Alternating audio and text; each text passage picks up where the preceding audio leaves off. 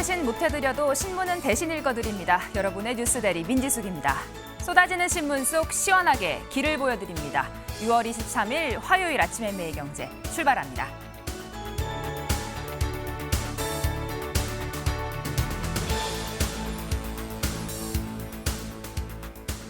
코스피 대장주 시총 1위 바뀌었습니다. 사진을 한번 같이 보시죠. 어제 SK 하이닉스 종가 기준으로요. 291만 9천 원 찍었습니다. 290만 닉스로 새로운 대장주가 탄생했는데요. 25년 만에 삼성전자를 뛰어넘고 SK 하이닉스가 시총 1위 대장주가 됐습니다.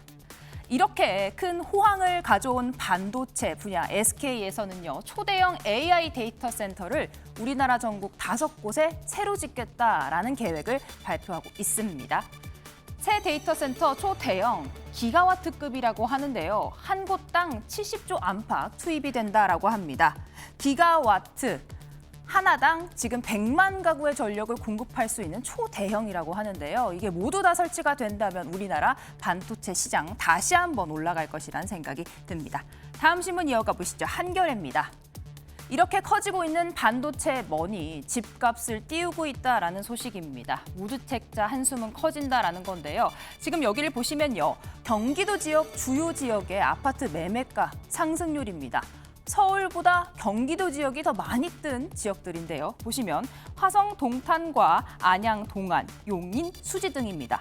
서울은 4.5% 오른 가운데 2배 가까이 아파트 가격 상승률이 올랐다는 건데요. 그만큼 이 지역에 SK 하이닉스, 삼성전자, 반도체 머니가 흘러들어갔다라는 이야기가 나옵니다. 다음 신문 이어가 보시죠. 국민일보입니다. 이렇게 하늘 모르고 올라가고 있는 코스피 지수와 달리 떨어진 것이 있습니다. 5주 연속 이재명 대통령의 국정수행평가, 긍정평가가 하락세를 유지하고 있습니다. 이번에 나온 발표 결과 긍정지수가 부정평가보다 낮아지는 데드크로스 지금 나온 상황인데요. 지지율 하락에 대해 지금 여권 내부의 내홍이 원인이다라는 지적이 나오고 있습니다. 이 내용 대담으로 자세히 짚어드립니다. 다음은 중앙일보입니다. 요즘에 이 마흔자로 위고비 맞는 분들 정말 많으신데요. 이 비만 치료제 이야기를 한번 해볼까 합니다. 밀수가 판친다라는 기사인데요. 어디에서 가져온다라는 걸까요?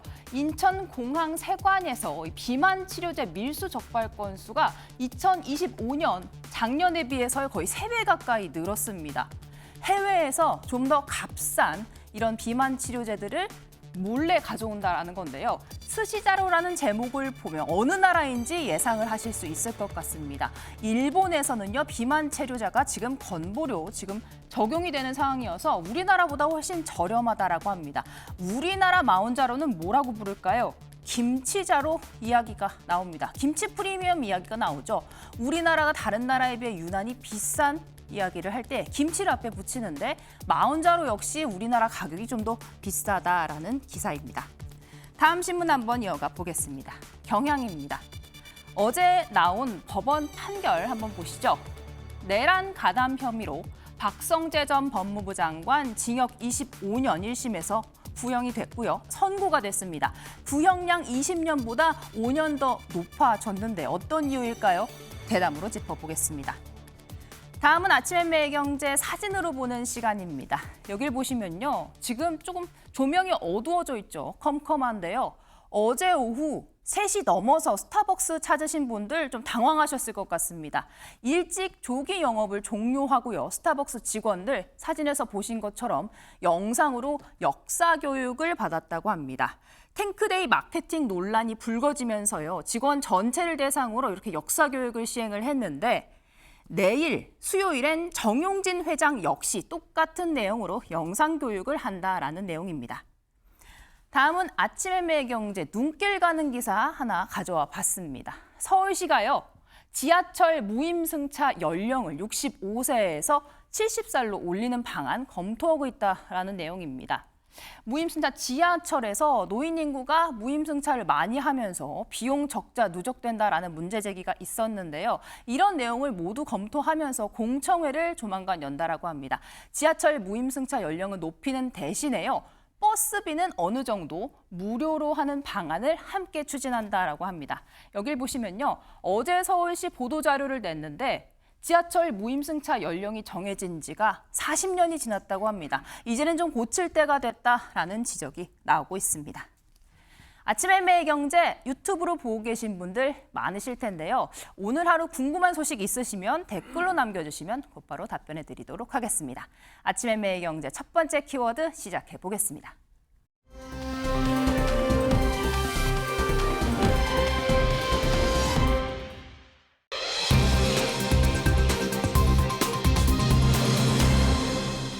첫 역전입니다. 일면에서 전해드렸죠. 신문을 같이 보겠습니다. 이재명 대통령 지지율이요. 여기 그래프를 같이 보시면요. 국정수행평가 데드크로스가 이어졌습니다. 긍정평가가 46.7%, 처음으로 50% 아래로 내려갔습니다. 이런 내용에 대해서요. 이재명 대통령 최근에 이런 지지율 하락에 대해 직접 언급하기도 했는데요. 영상으로 보고 대담 시작해 보도록 하겠습니다. 엄중하게 받아들여야죠. 국민들의 평가입니다. 그런 거겠죠. 이재명 대통령 마음에 안 든다는 사람이 늘어난 거 아니겠어요?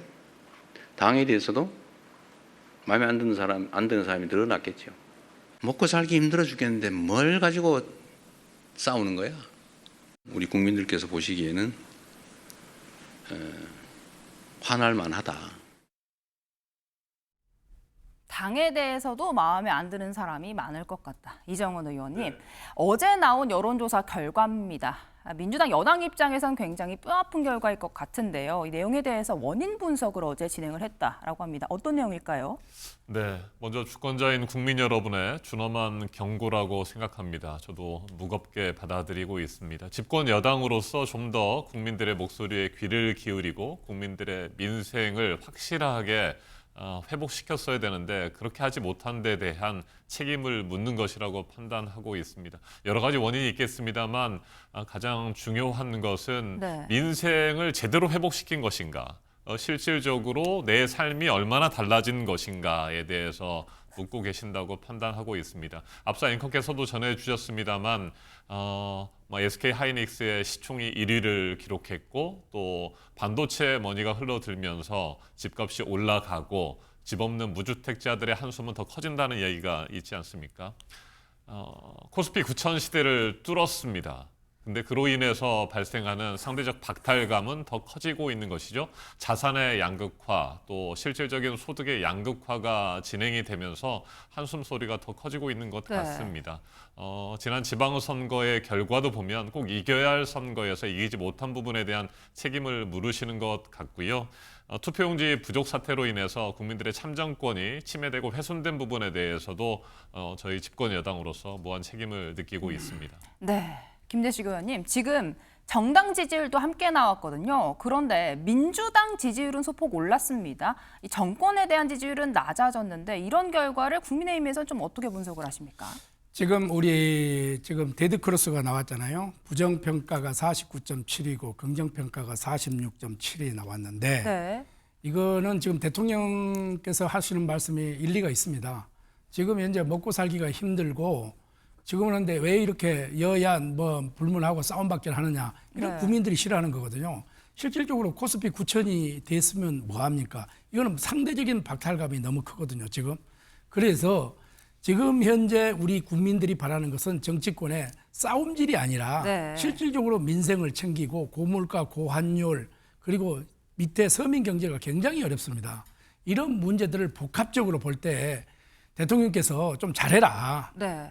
이런 아주 강한 경고의 메시지가 아닌가 이렇게 생각을 합니다. 그래서 지금 민주당 안에서 지금 명청 갈등이 지금 심하게 두드러지고 있잖아요. 이런 것도 국민이 봐서는 아주 눈에 가시처럼 이렇게 되는 거예요. 물론 오르막이 있으면 내리막이 있고 내리막이 있으면 오르막이 있다고 이렇게 하겠지만은 실질적으로 이게 최고점에서 하향 추세, 이 추세를 봤다고 하는 것은 굉장히 위험한 겁니다. 이것이 다시 1%, 2%를 회복한다는 것은 굉장히 어려운 문제거든요. 그래서 이 전체 지지율 숫자를 놓고 하나하나에 뭐 우리가 일희일비는 할 수는 없지만은 이 정부 여당 그리고 대통령에 대한 국민들의 강한 경고의 메시지가 아닌가 이렇게 생각합니다. 너무 싸우지 말라 대통령이 얘기를 했고 이 흐름을 좀 끊어야 된다 얘기를 해주셨는데요.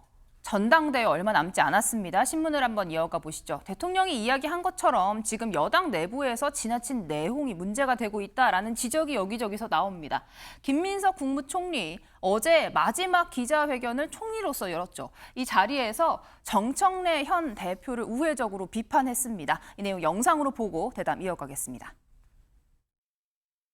선거 결과가 전체적인 당과 정부의 지지율을 끌어내리는 걸 수도 있고 또 당의 지지율이 이렇게 무겁게 내려가면서 또 국정 지지율을 끌어내리는 걸 수도 있고 이건 여러 가지 가능성이 있을 수 있고 또 해석이 있을 수 있습니다만은 선거 이전보다도 더 당이 이 대통령의 국정을 뒷받침하면서 전체적인 당정의 지지율을 끌어올릴 수 있도록 이제 곧 당으로 돌아가면 저는 전력을 다해야 되겠다는 책임감을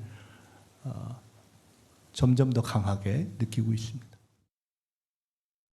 네, 차기 당권 주자로 꼽히고 있죠. 김민석 총리 정당 지지율이 국정 지지율을 끌어내렸다 이 얘기를 했는데 공교롭게도 같은 날 정청래 대표도 각을 세우는 발언을 했습니다. 검찰 보안 수사권 관련해서요 직접적인 발언을 했는데요. 영상으로 보고 오시죠.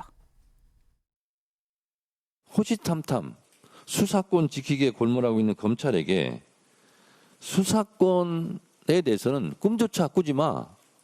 이렇게 확실하게 해야 된다고 저는 생각을 합니다. 숟가락만한 보안 수사권이라도 주면 그 숟가락으로 칼을 만들어서 정권에게 언제 그 칼을 들이댈지 모를 일입니다. 보안 수사권 완전 폐지가 정답입니다. 네, 이정원 의원님. 네. 어제 지금 사실 차기 당권 주자 두 사람 모두 목소리를 높였거든요. 김민석 총리는 지금 여당이 좀 잘해야 된다 직격을 했고 정청래 지금 대표는요. 며칠 전에 지지난주일까요? 국민은 영원하고 정권은 짧다라는 발언으로 정부와 지금 각을 세운 내용 이어서 어제 보안 수사권 관련해서 티끌만한 지금 아예 없애야 된다라는 입장을 다시 한번 밝혔어요. 내용 어떻게 보셨습니까? 네, 전당대회가 8월 17일에 치러집니다. 당권 주자들의 날선 비판의 목소리들이 오가고 있습니다. 정말 우리 국민들의 민생을 살리는 것이 굉장히 중요한데 도대체 너희들은 무엇 때문에 그렇게 싸우느냐라고 하는 이야기들을 국민들께서 하고 계십니다. 실제로 네. 제 지역구에서도 돌아다니다 보면 어르신들께서 그런 말씀하십니다. 제발 그만 좀 싸워라. 우리는 정말 먹고 살기 힘들다. 대통령께서 말씀하신 것처럼 그런 말씀들을 하십니다.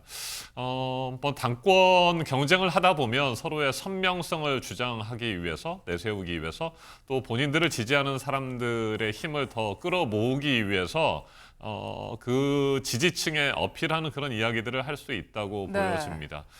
그런데 그것이 너무 지나치면 안 된다고 생각하고 있고요. 불필요한 언행으로 인해서 같은 당원들끼리 또 국민들 사이에서 갈등이 커진다거나 또 서로의 그런 입장들을 비판만 하는 그런 식의 전당대회로 치러져서는 안 된다고 생각합니다.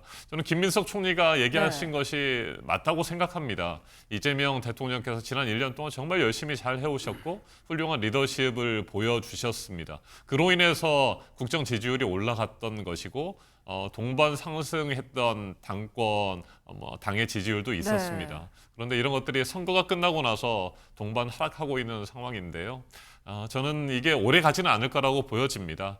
단일 대오로 똘똘 뭉치게 되는 시점이 저는 전당대회 끝나게 되면 충분히 그런 상황이 올 거라고 생각하고 있고요. 불필요한 언행으로 국민들의 마음을 상하게 하거나 갈라치기가 이루어지지 않도록 당권 주자들이 더욱더 조심해야 된다라는 생각을 하고 있습니다. 지금 그만 싸워라 얘기는 사실 국민의힘에서 많이 나왔던 얘기인데요. 김대식 의원, 이번에는 여당에서 얘기가 계속 나오고 있습니다. 그렇습니다. 제가 우리 당도 제대로 지금 굴러가고 있지 않는데 남의 당을 이래라 저래라 하기는 좀 네. 적절한가 이런 생각을 하지만은 제가 보기에는 지금 이미 명청 갈등이 시작됐습니다. 명나라는 가고 청나라가 지금 도래한다 이런 이야기까지 오지 않습니까? 사실상 지금 저는 그렇게 생각해요. 대통령께서 왜 여기에 열심히 하라. 네. 그러면은 누가 되든 간에 대통령 입장에서는 이기는 사람이 뭐 어차피 김민석 총리나 정청래 지금 당 대표나 자기가 아우르고 자기가 공천을 줬던 사람들 아니에요.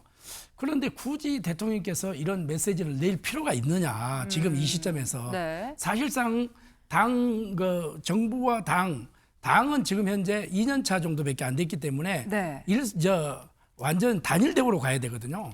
당은 대통령의 국정을 뒷받침해 주는 게 여당 아닙니까? 그런데 여당이 오히려 야당처럼 이렇게 하게 되면은 벌써 삐그덕삐그덕 하게 되잖아요. 그렇기 때문에 당 지지율과 지금 대통령 지지율이 이게 다르게 가는 거예요.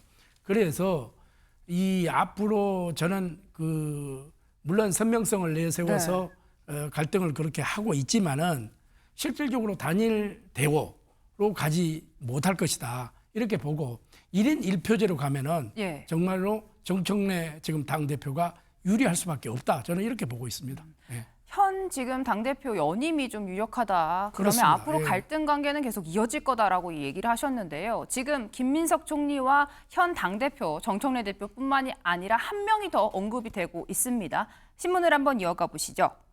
민주당 전당대회에 변수가 있다라고 합니다. 송영길 전 대표죠. 이번에 의원으로 여의도에 복귀를 했는데요. 8월 전당대회 송영길 의원이 새로운 변수로 떠오르고 있다라는 얘기입니다. 한번 어떤 얘기를 했는지 영상으로 보고 대담 이어가 보도록 하겠습니다. 우리 당원들도 다 걱정을 하고 있고, 아니 집권당의 대표가 지금 대통령과 맞서자는 것인가? 이 당이 만약에 무너지면 대통령 레임덕으로 가는 거잖아요. 정면으로 대통령과 싸우겠다라고 출마를 하는데 정청래 당대표 출마 여부를 지켜보겠다. 개연성이 훨씬 커지는 거죠. 송영길 의원님 말씀은 정청래 대표가 연임 도전을 하면 본인이 나오겠다 그런 얘기입니까? 왜 그렇게 판단을 합니까? 그러면 저 같은 경우는 뭐 A라는 누구누구 홍길동 씨가 최고위원 나가면 나도 나갈게. 이 얘기를 들으면 그게 합리적입니까? 저는 대단히 많이 우습다는 생각을 하시는 분들이 많을 것 같은데요. 네, 송영길 전 대표죠. 연일 현 대표와 대립각을 세우고 있습니다. 이정은 의원님. 네.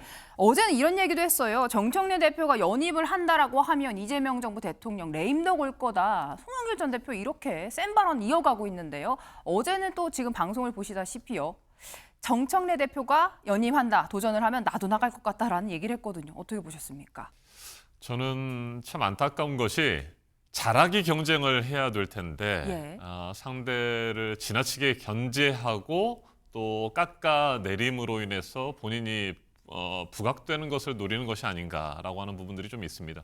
대통령께서도 말씀하셨습니다. 전쟁이 아니라 경쟁을 해라라는 말씀하신 것처럼 네. 정말 본인의 비전과 본인의 철학 또 그리고 앞으로 당대표가 된다면 어떻게 우리 당과 또 국민들의 뜻에 맞는 그런 정책들을 개발하고 정치를 할 것인지에 대해서 비전을 밝혀주셨으면 좋겠습니다. 그런데 지금까지의 경쟁을 보면 정말 전쟁처럼 네. 집중포화하고 상대를 깎아내리고 폄훼하고 이런 쪽에 치중하는 것 같아서 너무나도 안타깝고요. 이런 경쟁 빨리 좀 종식되고 제대로 된 건강한 경쟁이 이루어지기를 바랍니다. 지금 보면요. 전당대회 송영길 전 대표 변수가 생겼고요. 방금 영상을 보신 내용. 정청래 대표의 연임 도전과 송영길 전 대표의 출마가 무슨 연관이 있냐. 친청계에서 이런 반발이 나오고 있습니다. 조선일보 기사를 한번 같이 보시면요. 김대식 의원님, 지금 이재명 대통령이 송영길 전 대표와 관저에서 만찬을 했다라는 소식이 또 보도가 됐습니다. 이 만남은 또 어떤 의미가 있다고 봐야 할까요? 저는 이재명 대통령이 송영길 의원을 불러가지고 원래 예. 뭐 두 분은 친한 분들이니까 뭐 여러 가지 뭐 식사하면서 현안 문제들 이야기를 했지 않겠어요? 그러나 제가 생각하는 그 현안 문제는 송영길 의원이 네. 전당대회를 나오지 마라 하는 강한 메시지가 안 던져졌겠느냐, 시그널이 있었지 않겠냐 이렇게 생각하고, 송영길 의원 입장에서는 저는 김민석과 지금 정청래 네. 후보 둘 후보 사이에서 상당히 이게 좀 즐기고 있는 거예요. 자기는 지금 나오지 않고 본인이 이 기회를 통해서 네. 입각을 하려고 하는 그런 의도가 있을 거예요. 아. 본인이 원하는 것은 외교부 장관이거든요. 그래서 그런 이제 얘기도 있었죠. 네, 네. 그런 것으로 저는 봐야 되지 않겠느냐. 단 대신 여기에서 계속 하면서 송영길 의원은 지금 현재 정청래 후보를 계속 공격을 해주는 거죠. 그러면 김민석 후보가 풍선 효과를 나타내지 않겠어요? 그러니까 그런 입장에서 치고 빠지는 이러한 형국. 그러니까 이 마라톤에서 42.19km를 달린다면 40km까지 페이스메이커가 있거든요. 그래서 김민석 총리의 페이스메이커 역할을 하고 자기는 빠지면서 입각을 하지 않겠느냐. 저는 이렇게 보는 겁니다. 이정호는 이 페이스메이커 설 네. 송영길 전 대표 나오지는 않고 전당대 김민석 총리 편에서 페이스를 끌어올린 역할을 할 거다. 어떻게 보십니까? 네, 송영길 의원이 정청래 당대표를 견제하고 공격하고 또 김민석 총리와는 연대하는 듯한 모습을 보이다 보니까 김대식 의원께서 말씀하시는 그런 해석도 가능할 거는 같습니다. 하지만 정치라고 하는 것이 뭐 누군가 다른 사람을 띄우기 위해서 정치 활동을 한다, 뭐 그런 일이 있을 수는 있겠습니다만 그래도 본인이 뭔가 생각이 있고 당대표를 하고 싶은 마음이 더 크지 않겠습니까? 그래서 이건 좀 더 지켜볼 문제인 것 같고요. 송영길 의원도 뭐 지난 2, 3년 동안 굉장히 힘든 시간을 보냈고 이번에 재보궐선거를 통해서 국회에 다시 들어왔기 때문에 본인이 하고 싶은 일들이 많을 거고요. 그걸 당대표를 통해서 하려고 하는 것이 아닌가라는 일단 생각이 듭니다. 네, 좀 더 지켜봐야 될 것 같습니다. 네. 송영길 후보가 만약에 3자 구도로 된다면은 그거는 정청래 후보 입장에서는 땡큐죠. 무조건 오히려요. 됩니다. 그래서 양자 구도로 가도 지금 상당히 버거운 이런 입장인데 지금 송영길 후보가 빠져줌으로써 한번 해볼 만한 선거다 이렇게 보는 거죠. 왜 그러냐면은 지난번에 대통령의 공소치하에 했을 때 104명이 사실상 그 어떻게 보면 발기를 했달까 그 정도로인데 마지막에는 60명 정도로 남았거든요. 그럼 44명이 어디 갔냐? 이미 청나라로 넘어갔다는 거거든요. 이렇게 우리가 봐야 됩니다. 이게 구도상 그렇게 봐야 됩니다. 그렇기 때문에 1대1 구도로 갔을 경우에는 한번 해볼 만한 선거인데 만약에 3자 구도로 가서는 이거는 정청래 현 당대표에게 연임을 길을 터주는 것밖에 안 되기 때문에 저는 그렇게 보는 겁니다. 상대당 이야기이기 때문에 좀 재밌게 편하게 얘기를 하시는 것 같은데요. 이정은 의원 이런 분석 어떻게 보십니까? 뭐 명청 대결, 명나라, 청나라 얘기까지 하시는데 그건 지나친 해석이신 것 같습니다. 네, 뭐 전당대회 하다 보면 서로 본인이 더 잘할 수 있다라고 경쟁할 수 있는 것 아니겠습니까? 앞서 말씀드린 것처럼 그것들이 이제 너무 지나치게 상대를 공격하고 폄훼하고 하는 부분들 때문에 우리의 목소리가 커지고 있습니다만 저희 더불어민주당은 당정청 원팀이 돼서 조만간에 다시 또 우리 국민들의 삶을 위한 노력을 더 기울이고 또 최선을 다할 것이라는 말씀 분명히 드리고요. 뭐 명청 갈등 이런 것들은 그렇게 크지 않다라고 말씀을 드리겠습니다. 명정 갈등보다는 차기 당권 건강한 논쟁이 이어질 거다 얘기를 해주셨습니다. 아침의 매일경제 그러면 국민의힘 이야기로 한번 넘어가 볼까요? 다음 키워드 시작하겠습니다.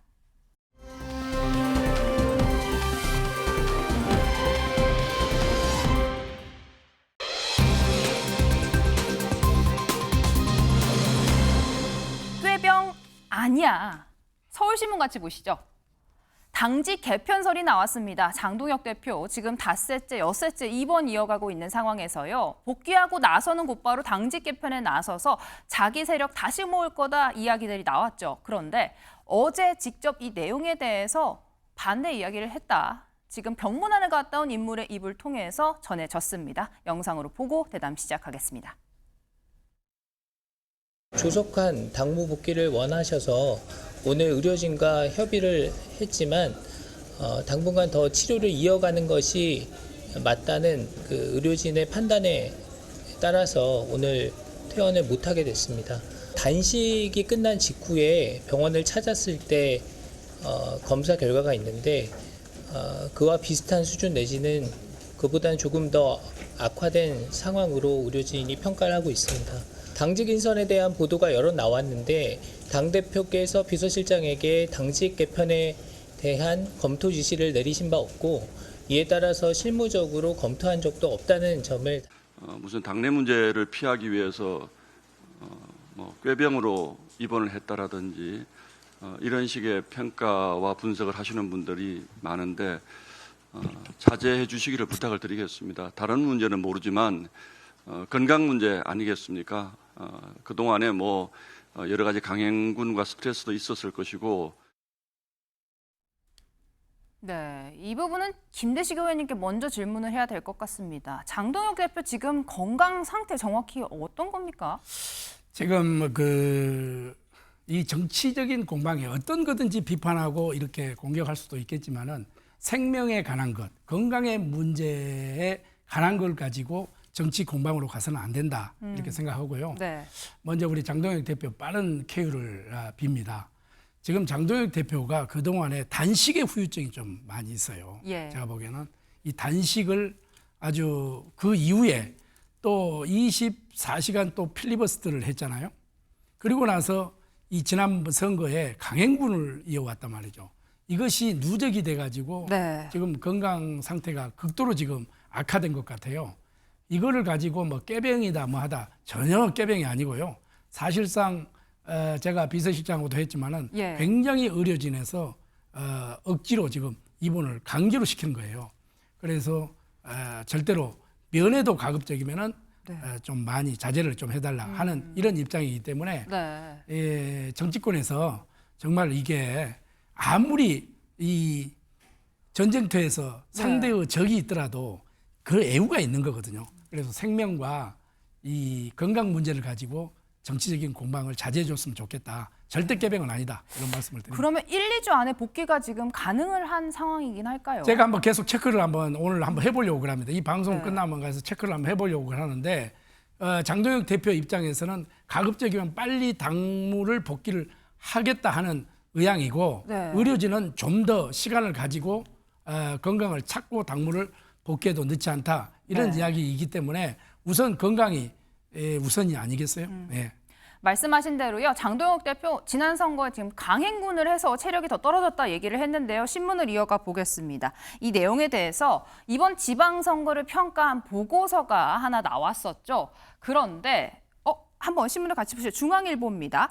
정정심 원내대표는 MBN에 나와서 이 보고서에 대해서 직접 답변을 하기도 했습니다. 혼신의 힘을 다했다라는 평가가 나왔는데 이 내용 지난 선거가 아니라 지지난 선거와 비교를 한 내용이죠. 전반적인 내용에 대해서 먼저 상의가 없었다라는 내용을 이야기하기도 했습니다. 정점식 원내대표와 장동혁 대표의 이렇게 대립각이 세워지는 모습들 계속해서 연출이 되고 있는데요. 투톱 일주일 사이에 3번 충돌했다라는 기사까지 나왔습니다. 어제 정점식 원내대표 이런 사안에 대해서 직접 발언을 하기도 했는데요. 영상으로 보고 오시죠. 지방선거 이후 당 지지율이 상승했습니다. 우리가 잘해서 오른 것이 아닙니다.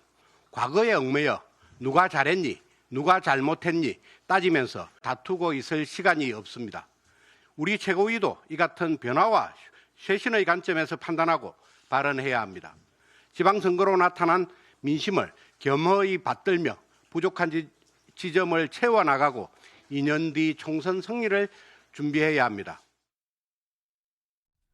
네, 지금 보시면요. 이정은 의원님, 네. 이 보고서 많이 논란이 됐습니다. 장동혁 지도부에 대한 평가서일 텐데요. 이 내용이 지금 원내대표에게도 공개되기 30분 전에야 전달이 됐다라고 합니다. 이 내용에 대해서 정정식 원내대표 강하게 비판하는 목소리를 직접 냈는데요. 상황 어떻게 보셨습니까?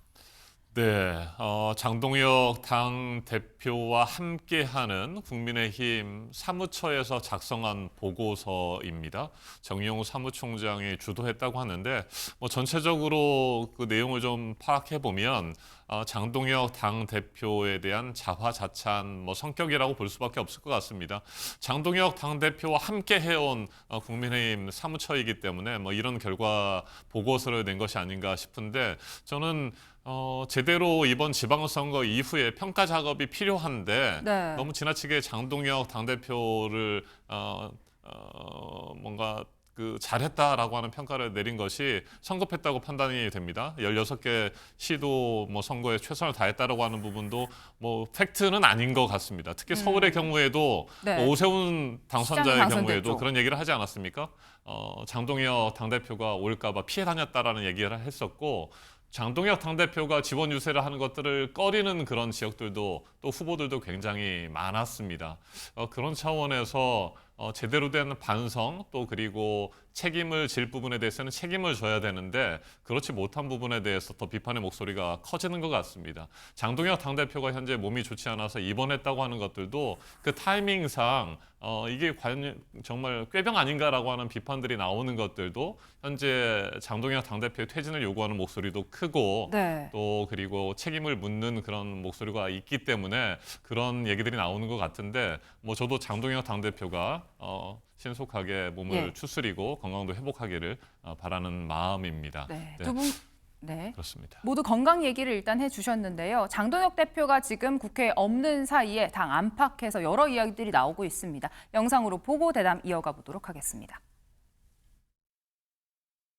마치 가짜 약장수가 자신은 먹지 않을 약을 만병통치약이라며 팔아치우듯 장 대표 역시 정치적 이익을 위해 음모론과 선동을 정치적 상품으로 팔아왔습니다.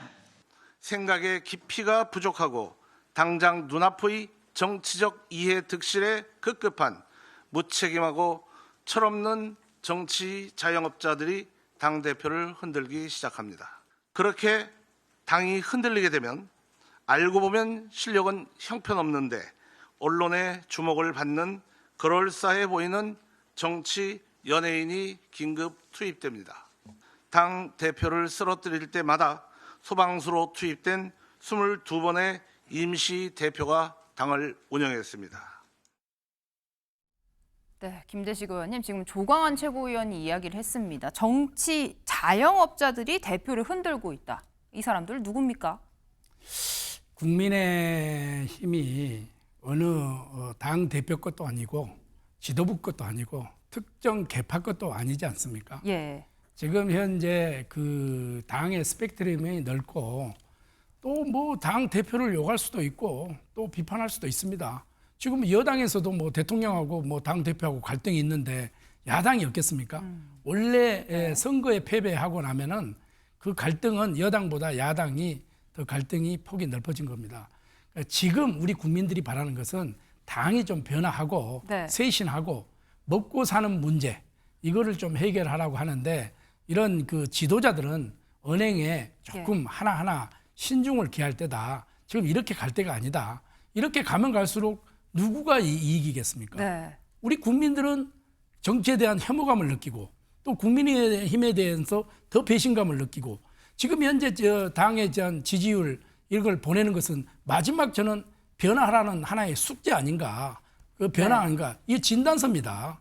이렇게 국민들이 평가하는 그 진단서이기 때문에 그래도 민주당이 잘못할 때 국민의힘이 믿을 대하는 국민의밖에 없다. 이렇게 할 때 물들을 때 배를 띄워야죠. 네. 여기에서는 언행 하나하나를 신중하게 가야 된다. 저는 이렇게 보고 있습니다. 국민이 준 마지막 기회를 놓치면 안 된다라는 그렇습니다. 예, 얘기를 해주셨습니다. 이런 상황, 지도부 교체설이 계속해서 그래도 나오고 있는 상황이죠. 한동훈 의원이 움직임을 시작했다라는 소식도 들어와 있습니다. 어제 첫 번째 법안을 냈다라는 건데요. 그래픽이 준비가 되어 있을까요?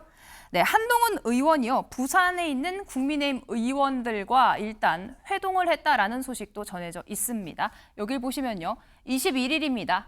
부산 사상구죠. 지금 김대식 의원님 지역구인데요. 지금 손으로 짚어주셨습니다. 아니 저 강서가 지금 네. 사상인데 강서로 지금 잘못 오기가 됐으니까 좀 이거는 저희가 바로 좀 수정해드리도록 하겠습니다. 네, 강서가 아니고 사상입니다. 네, 김대식 의원님 사상구로 저희가 수정을 해드리겠습니다. 지금 한동훈 의원이요, 이 지역구 의원들과 함께 회동을 했다라는 소식이 또 전해졌어요. 김대식 의원님께 직접 여쭤볼 수밖에 없을 것 같은데 이 만남 어떻게 성사가 된 겁니까? 저기가 지금 현재 우리가 지금 만난 이 분포도를 보면은 강서, 사하 뭐 이렇게 사상 요게 전부 뭐냐면은 낙동강 벨트입니다. 뭐저 북구갑도 지금 한동훈 의원도 북구갑이고 낙동강 벨트가 이번에 사실상 구청장을 다 잃었어요. 다 잃었고 어떤 지역구는 시의원까지 다 잃었습니다. 이런 거기 때문에 위기가 굉장히 낙동강 벨트가 위기 상황이잖아요. 서부산 벨트에 낙동강에 우리가 중심인데 그래서 선거 끝나서 자연스럽게 우리가 서로 앞으로 우리 당이 부산에서 어떤 중심을 잡아야 될 것이냐 그리고 우리 낙동강 벨트가 어떤 모습으로 다시 우리 국민들, 부산 시민들에게 좀 협조를 얻어야 될 것인가 이런 것을 가볍게 네. 식사하는 자리였습니다. 자리였는데 여기에서 막 그렇게 깊숙한 이야기가 오고 간 것도 아니고요. 너무 확대 해석을 자제해 줬으면 좋겠다 이런 말씀을 드립니다. 예. 확대 해석을 자제해달라라고 얘기를 해주셨는데요. 지금 김대식 의원님 한동훈 의원과 함께했던 장면이 또 포착이 되면서 예. 여러 이야기들이 나오고 있는데요. 영상으로 한번 보고 대담 이어가 보도록 하겠습니다. 네, 지금 한동훈 의원이 북극 갑에 회동을 주도했다라는 건데요. 장동혁 대표가 지금 입원하고 있는 상황에 김대식 의원님과 한동훈 의원이 함께 잡힌 영상에 대해서 그것 때문에 또 좀 당대표가 또 스트레스를 받았다. 이런 얘기까지 네, 나오고 있습니다. 그래서 이게 한동훈 지금 의원이 예. 상당히 이번에 북구 선거를 치르면서 정치적으로 굉장히 성숙해졌어요. 그리고 친근감을 많이 나타내는 거예요. 사실은 법조인이잖아요. 네. 사실은 현장에서 필드에서 뛰어본 경험이 아무도 없잖아요. 사실은. 그런데 이번에 국회의원 총선거 보궐선거에 나오면서 네. 첫 이렇게 어떻게 보면은 선거 운동하고 민심을 봤다는 거거든요. 그런데 이게 사람을 보면은 한동훈 의원이 이렇게 포옹하는 이런 장면이 네. 자주 등장합니다. 이것뿐만 아니라 부산에서 어떤 행사장에서 저를 봤을 때도 이렇게 포옹하는 네. 이런 모습이 그걸 가지고 뭐 우리 장동혁 대표가 스트레스 받아. 장동혁 대표가 그 정도로 속이 좁겠어요. 그런데 그거는 일반적인 하나의 친근감을 나타내는 그런 제스처다. 이렇게 보시면 될 것 같아요. 네, 이정은 의원님 지금 국민의힘 상황입니다. 짧게 한 말씀 부탁드립니다. 네, 무소속 한동훈 의원이 국민의힘으로 복귀하기 위한 본격적인 활동에 나선 것으로 보여집니다. 네, 뭐 정치인들이 밥을 같이 먹고 차 한잔 마시고 네. 또 포옹하고 이런 거 하나하나가 정치적 제스처라고 저는 해석할 수밖에 없다라고 판단합니다. 무소속 한동훈 의원이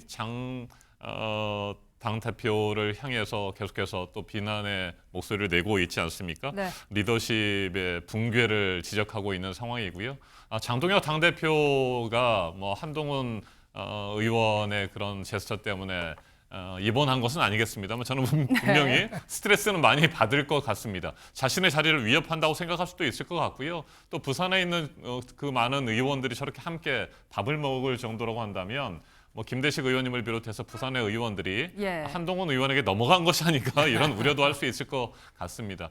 저는 이렇게 말씀드리겠습니다. 여야 가릴 것 없이 네. 혁신 없는 권력 투쟁은 당원이나 국민 어느 누구에게도 지지를 받을 수 없다고 판단이 됩니다. 우리 민주당도 더 열심히 해야 되겠습니다만 국민의 힘도 혁신을 통해서 달라지는 모습들을 국민들과 당원들에게 보여줄 필요가 있다라고 생각합니다.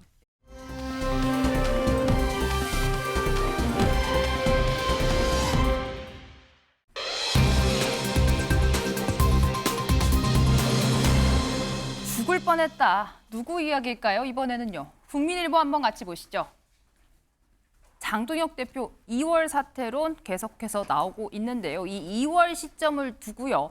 한동훈 전 대표 의원을 의식한 것 아니냐라는 여러 이야기들이 나오고 있습니다. 한동훈 의원의 복당을 막고선 전당대회를 치르겠다. 그리고 6개월 이상 임기가 남은 상황에서 전당대회를 치르면 새로 뽑힌 당대표는 그 6개월 이하의 장기 임명만 채우게 된다. 이 조항 때문에 여러 가지 수싸움을 하고 있다라는 얘기입니다. 여기 사진을 같이 보시면요. 역대 국민의힘 당대표들이요. 2년 임기를 꽉 채운 경험이 없습니다. 초대 이준석 대표도 1년 2개월 보시면 계속해서 비대위 체제. 당대표 5개월, 6개월 이렇게 임기를 치른 상황입니다. 장동혁 대표는 2025년 8월부터 지금까지 1년 정도 임기를 치러가고 있는 상황입니다. 지금 보시면 새로운 전당대회에 가장 많이 눈길이 쏠리고 있는 인물은 아무래도 한동훈 의원일 수밖에 없는데요. 연일 장동혁 지도부 직격하고 있습니다. 영상으로 보고 오시죠.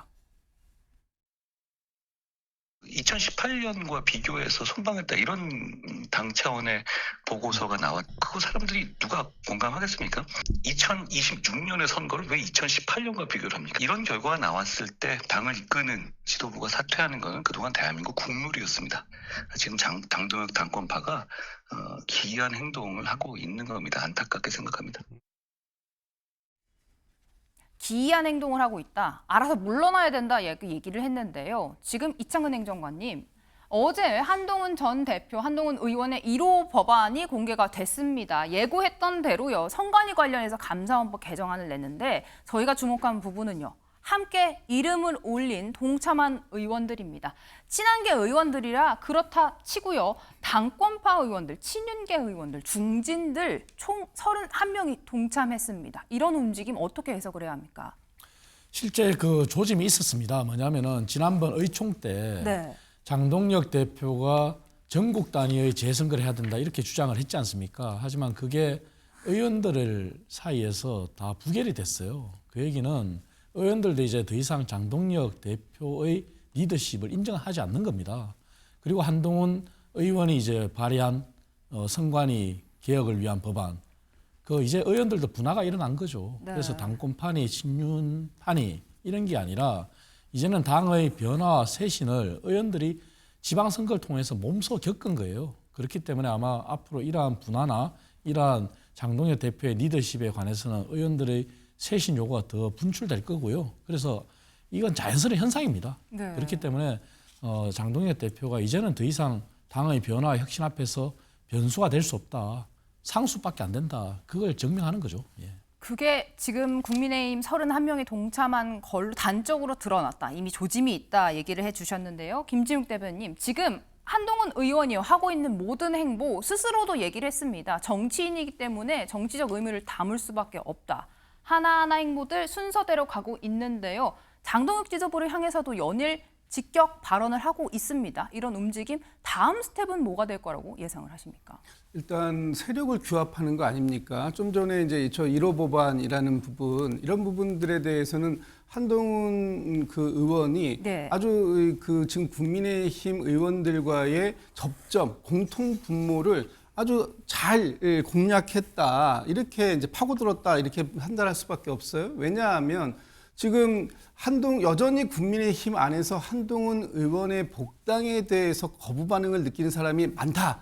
이렇게 얘기하는 분이 오세훈 서울시장 아니십니까? 그래서 한동훈 의원에 대해서 반대 움직임이 여전히 강한 그런 기류가 있다라고 한다면 한동훈 의원 입장에서는 일단은 그런 부분들을 희석시킬 수 있는 그런 부분들, 공통의 접점 분모를 많이 만들어낼 수 있는 방법, 이런 걸로 이제 지금의 법안들을 먼저 주도적으로 치고 나가는 거죠. 네. 거기에 국민의힘 의원님들이 반대해야 할 이유는 전혀 없다. 그런 것인데 지금 이제 한동훈 의원 입장에서 가장 큰 걸림돌은 사실은 장동혁 대표 체제가 유지되고 있는 것 아니겠습니까? 장동혁 대표가 한동훈 의원의 제명에 대해서 원칙대로 처리한 것이다. 그래서 그 원칙을 지금 바꿀 이유가 전혀 없다. 계속 유지할 것이다. 이런 입장을 견지하고 있는 상황이라면 한동훈 의원 입장에서는 어쨌든 본인을 지지할 수 있는 당내 세력을 충분하게 확보하는 것, 그런 부분들이 지금 가장 시급한 문제다. 이렇게 판단했을 수 있겠다는 생각이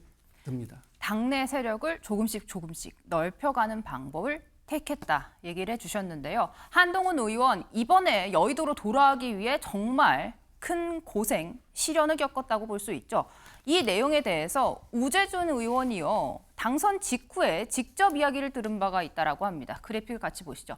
한동훈 의원이요. 선거 당선 소식 이루어진 직후에 전화가 한번 왔는데 그때 첫 마디가 죽을 뻔했다라는 겁니다. 지금 보시면요. 이번 선거 쉽지 않았습니다. 여론조사 결과에서요. 한동훈 후보가 계속해서 선두를 달리지는 않았는데 결과를 열어보니까 한동훈 의원 1위로 당선됐습니다.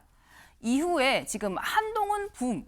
그러니까 우리나라에서는 뭔가 약진하던 후보가 다시 올라오면 거기에 열광하는 분위기가 있죠. 이렇게 한동훈 효과가 계속해서 보도가 되고 있는 상황인데요. 한동훈 후보가 입었던 옷에 대해서도 이런 이야기들이 나오고 있습니다. 영상으로 보고 오시죠. 제가 오늘부터 평소에 계속 입던 이 모나미 셔츠에다가요. 여기다 이름 넣고 뒤에다 넣고 이렇게 오바로콜 쳤습니다. 당분간 이렇게 다니겠습니다.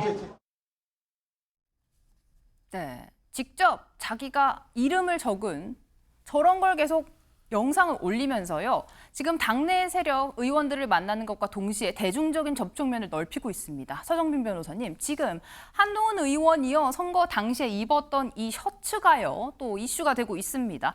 옷을 남성분들은 잘 아실 것 같은데요. 셔츠가 자주 빠진다면서요. 근데 이게 자동으로 들어가는 이 옷, 고무줄로 되어 있는 이 옷. 한동훈 의원이 이걸 입음으로써 지금 판매량이 올랐다라는 소식도 있거든요. 어떻게 보셨습니까? 네, 일단 저도 저런 옷을 입어본 적은 없어서 사실 뭐 얼마나 판매량이 그 전까지는 있었고 또 지금 얼마나 증가했는지는 모르는 상황이긴 한데 일단 네. 봤을 때는 뭐 한동훈 의원 자체가 상당히 뭐 정치적인 파급력뿐만 아니라 뭐 사회적으로도 미치는 그런 파급력이 적지는 않다라고 생각이 됩니다. 그렇기 때문에 이런 패션 자체도 하나의 유행처럼 또 흘러갈 수 있다라는 생각이 들고 저도 뭐 무척 궁금하긴 합니다. 말씀하신 것처럼 셔츠를 입을 때 사실 셔츠가 빠지는 것들이 상당히 불편하긴 한데 뭐 실용적인 그런 옷을 입고 또 이런 정치적인 행보를 보이는 모습 자체가 또 대중들에게는 어느 정도 또 인식을 좀 부여할 수 있지 않을까 이렇게 생각이 됩니다. 네, 이창은 행정관님도 이게 지금 선거가 끝난 지 꽤 됐거든요. 그런데 새로 또 뉴스가 되고 있어요. 당내 접촉면을 넓히는 이후에 또 이렇게 대중적인 또 이야기로 회자가 되고 있는 모습 어떻게 보셨습니까? 실제 한동훈 의원은 팬덤이 있습니다. 팬덤이 있고 본인이 패션 부분에 있어서는 법무부 장관 시절부터 일각에는 있지 않습니까? 그렇기 때문에 아마 본인의 그런 장점을 최대한 살리는 그런 행보를 하는 거고요. 아마 한동훈 의원의 저러한 행보가 오히려 지금은 복당을 앞두고 더 자연스러운 행보라고 볼 수 있습니다. 뭐냐면은 복당을 서둘 필요는 없거든요. 그렇다면은 본인은 지금 현재 상황에서 지역구에 더 올인하면서 지역 구민들한테 더 인정을 받는. 그래서 본인이 선거 때 그런 얘기를 했지 않습니까?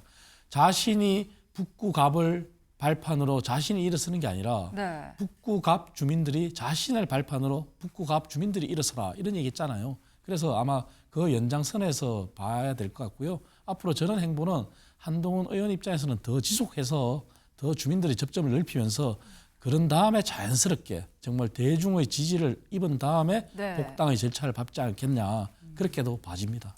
이 모든 어떻게 보면 이미지 메이킹이라고 할까요? 여론에도 좋은 영향을 미치고 복당의 전 단계를 밟고 있다 얘기를 해주셨습니다.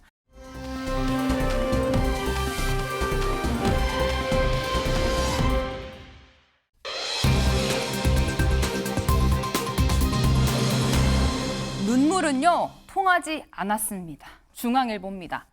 박성재 전 법무부 장관 12.3 계엄 관련해서 어제 1심 선고를 받았습니다. 그런데요, 이진관 판사가 등장을 했죠. 지난번 한덕수 전 총리 때처럼 검찰 구형량보다 더 높은 징역을 선고했습니다. 영상으로 보고 대담 시작해 보도록 하겠습니다.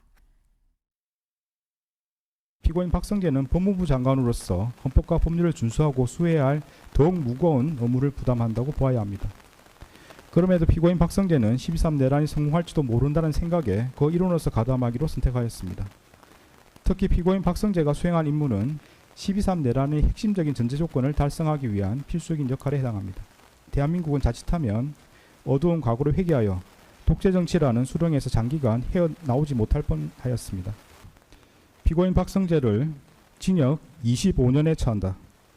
제출하시고 항소하는 경우는 서울고등법원에서 재판이 진행됩니다.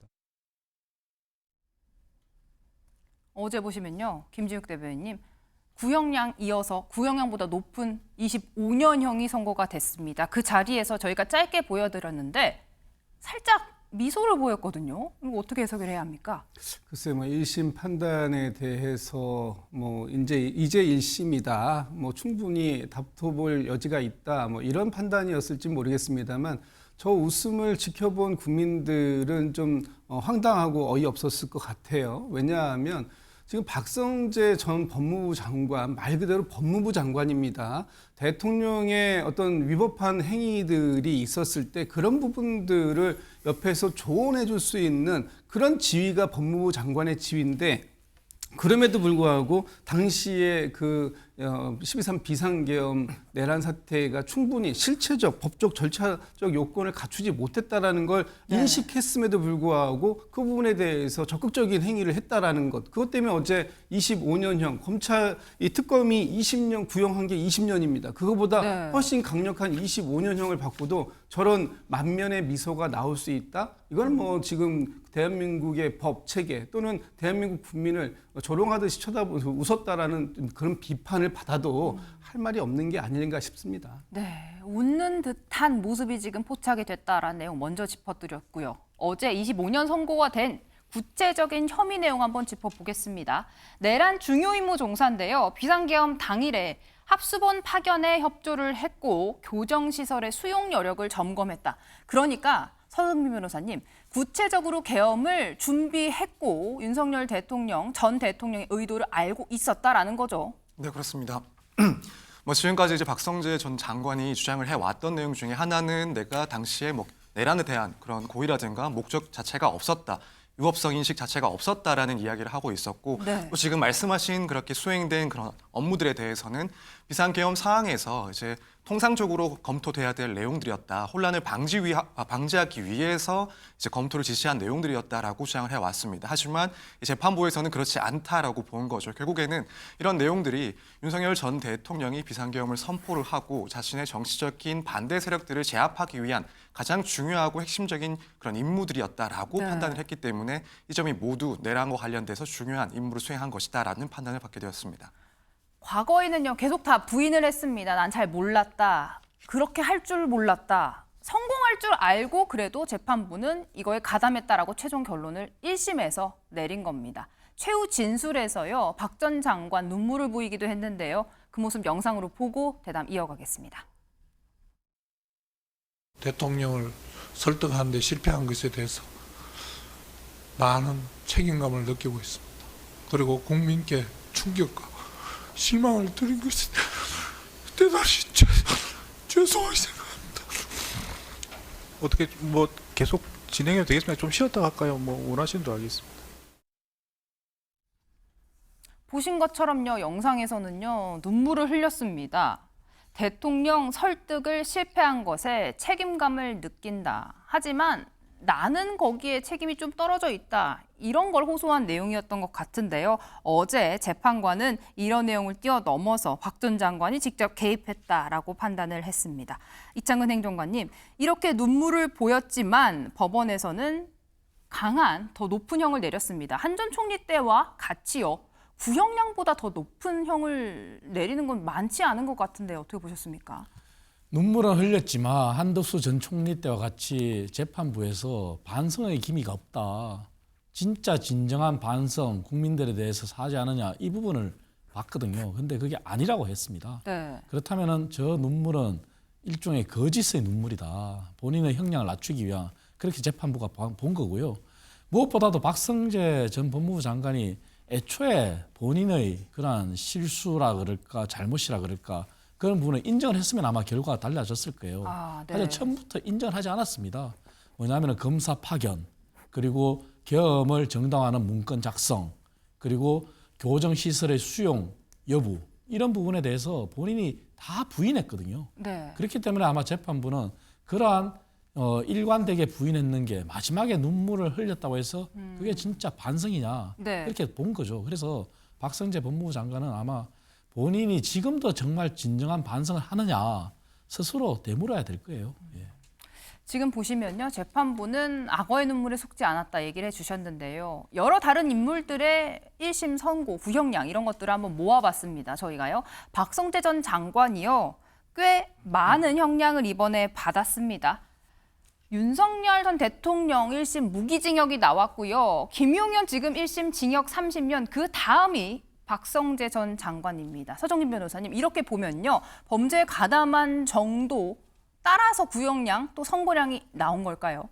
일단 그렇게 충분히 이해할 수 있을 것 같습니다. 사실 지금 1심 같은 경우에는 박성재 전 장관에 대해서 징역 25년을 선고를 했는데 2심 가서는 또 이 형량에 대해서는 어느 정도 감경하는 그런 조정이 있지 않을까라는 생각이 듭니다.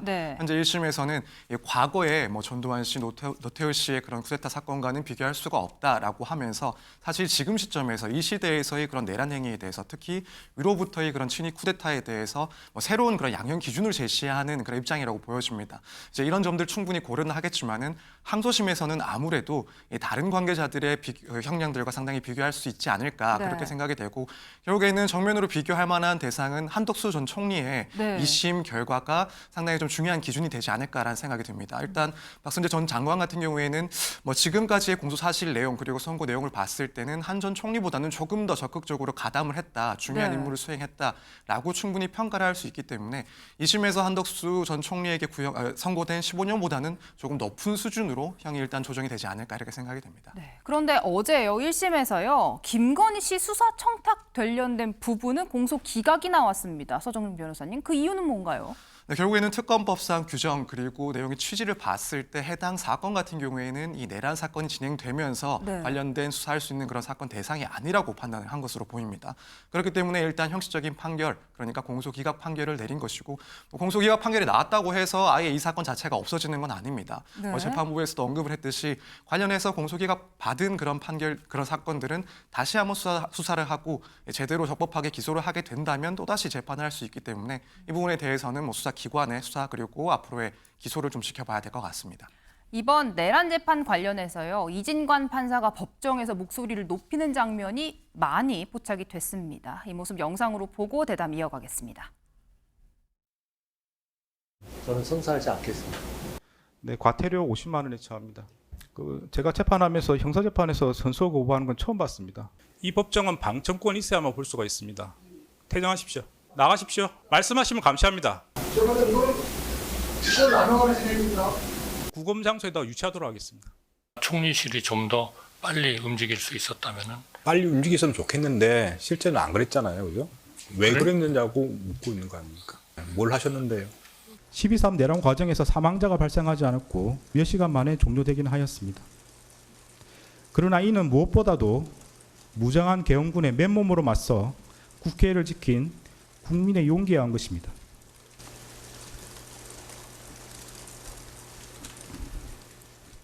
정의는 전염병 등의 사유가 없으면 마스크 사용할 수 없습니다. 마스크를 착용하시면 안 됩니다. 혹시 지금 감기가 심한 걸까요? 네, 벗겠습니다.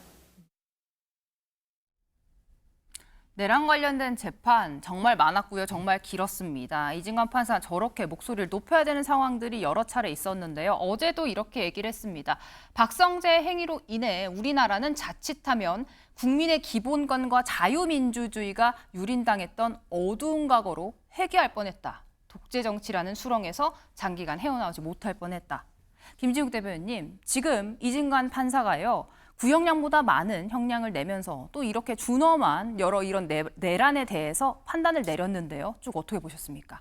저는 저런 판단들이 이진관 재판관 개인의 성향이다 이렇게 판단하지 않습니다. 민주주의를 지키는 가장 최후의 보루는 법을 얼만큼 잘 지키느냐 하는 부분입니다. 그런 부분들에 대해서 판단하는 재판부의 장을 맡고 있는 이진관 재판장이 저렇게 강력한 의지를 보여줘야 네. 다시는 이 땅에서 이러한 민주주의, 국민의 기본권과 자유민주주의가 훼손되는 그런 그 질서가 유린당하는 이런 상황이 오지 않을 것이다라는 강력한 신념이다라고 보여지고요. 법을 어떻게 해석하느냐 그리고 법을 어떻게 적용하느냐가 가장 중요한 것입니다. 이럴 때 솜방망이 처벌이 만약에 이루어진다면 또다시 그러한 기도들이 있을 수밖에 없는 상황인데 이렇게 법이 이런 잘못된 판단에 대해서 엄히 꾸짖어 주지 않는다면 준엄하게 심판하지 않는다면 이 땅의 민주주의는 지켜질 수 없다라는 신념이 저는 반드시 작용됐을 것이다 이렇게 해석합니다.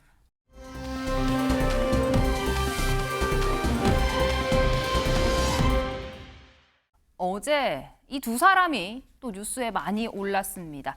이만희 신천지 관련해서요. 어제 총회장 구속기록, 구속영장이 청구가 됐습니다. 합수본이 영장을 청구했는데요. 어떤 혐의로 청구가 됐는지 먼저 보도록 하겠습니다.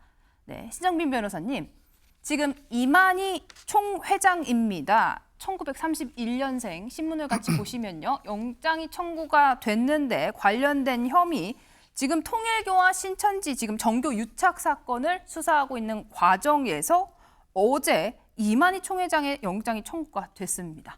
어떤 혐의일까요? 일단 2021년부터 2024년 사이에 이제 신천지에서 이른바 필라테스 프로젝트라는 이름으로 신도들을 대거 이제 국민의힘 당원으로 가입시켰다라는 겁니다. 정당법상 특정인들에 대해서 이 정당 가입을 강요하거나 혹은 탈퇴를 강요하는 경우에는 처벌을 하도록 규정을 하고 있습니다. 일단 주요 혐의 자체는 이런 정당법 위반 문제고 또 한편으로는 이를 통해서 국민의힘의 그런 정당 관련된 업무를 방해했다는 내용입니다. 그래서 일단 지금 뭐 가장 큰 문제는 정당법상 강제 입당 금지가 문제되고 있는 사안이고 이 사안의 중대성이 상당히 있다라고 보는 만큼 영장 발부 여부에 대해서는 상당히 좀 지켜봐야 될 문제인 것 같습니다. 네, 선거가 끝났고 이제 관련된 내용 수사에 박차를 가하고 있는 상황인데요. 이만희 총회장 과거 여러 모습을 드러냈을 때 직접 답변하는 모습도 있었습니다. 영상으로 보고 오시죠. 여러분들에게 엎드려 사죄를 하겠습니다.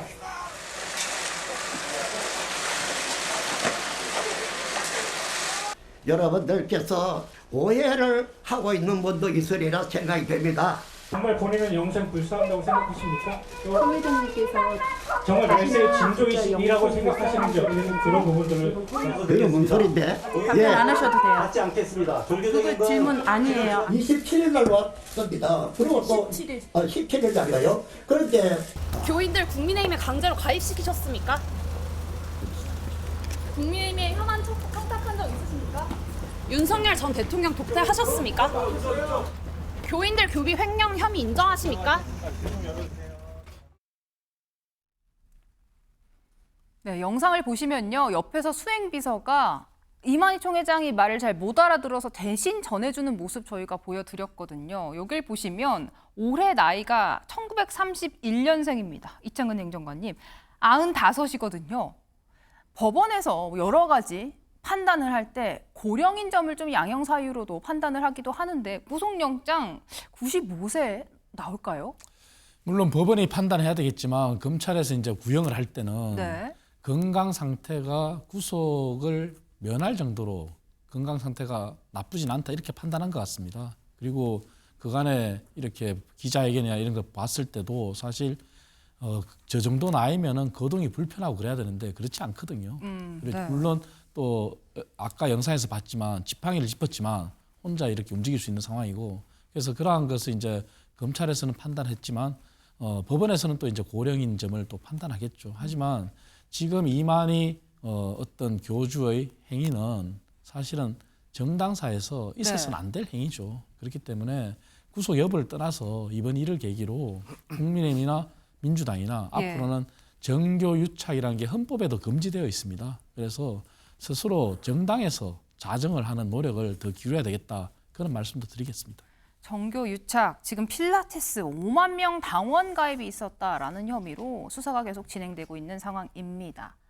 구속영장 실제로 지금 발부가 될지 지켜봐야 할 것 같은데요. 이만희 총회장 당시 2020년에 89세로 코로나 예방 위반 혐의로 구속이 됐다가 건강 악화로 보석 석방이 된 적이 있습니다. 이번에도 다시 구속이 될지 조금 더 지켜봐야 할 것 같습니다.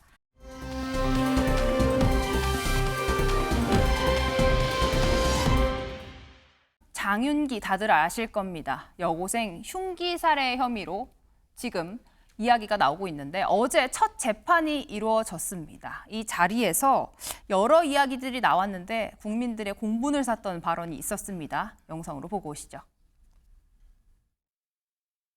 지금 심정이 어떠십니까? 죄송합니다. 범행 동기는 뭡니까? 뉘우치고 있나요? 할 말 있습니까? 하고 싶은 말 어떻게 해요? 개병자 아닙니까? 법이 허용하는 법을 만들어서라도 가장 무거운 처벌이 내려질 수 있도록 해주십시오. 피고인 직접 자필로 이제 어떤 여유가 되거나 가능하다면 자격증을 취득하고 싶다. 사실 피고인의 범행으로 이제 유가족은 더 이상 이제 가족과 함께할 수 없고 미래를 내다볼 수 없는 상황인데. 보시면요. 장윤기 어제 첫 재판이 있었습니다. 무고한 여고생을 묻지마 살해했는데요. 김진욱 대변인.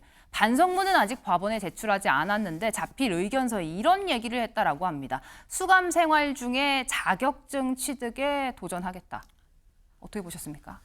글쎄요. 지금 유족들의 절망을 알고 저런 말을 하고 있는지 진짜 반성을 하고 있는지 잘 모르겠습니다. 아마 저런 취지의 말을 했다라는 건 수감 생활 중에 갱생의 삶을 살 준비를 하겠다. 언젠가 사회에 복귀할 수 있도록 준비해 보겠다. 이런 의지를 담았다라고 보여지는데 과연 그보다 우선되어야 될 것은 반성이 아닐까요? 본인이 무고한 그 사람을 희생하게 만들었다면 그 부분에 대해서 우선적으로 반성하고 그 참회의 삶을 살겠다라는 그런 메시지가 제일 먼저 나왔어야 되는 것이다. 네. 저는 그렇게 생각하는데 이렇게 뭐 수감 중에 자격증에 도전하겠다. 그 얘기는 과거에 아무 일도 없었다는 듯이 새로운 삶을 시작할 준비를 하겠다라는 것으로 네. 이해가 되는 상황이라 너무나 좀 절망적이다 이런 생각이 좀 들고요. 이 부분까지도 재판부가 잘 네. 판단해서 죄의 무거운 심판을 좀 내려주시길 바란다 이런 생각합니다.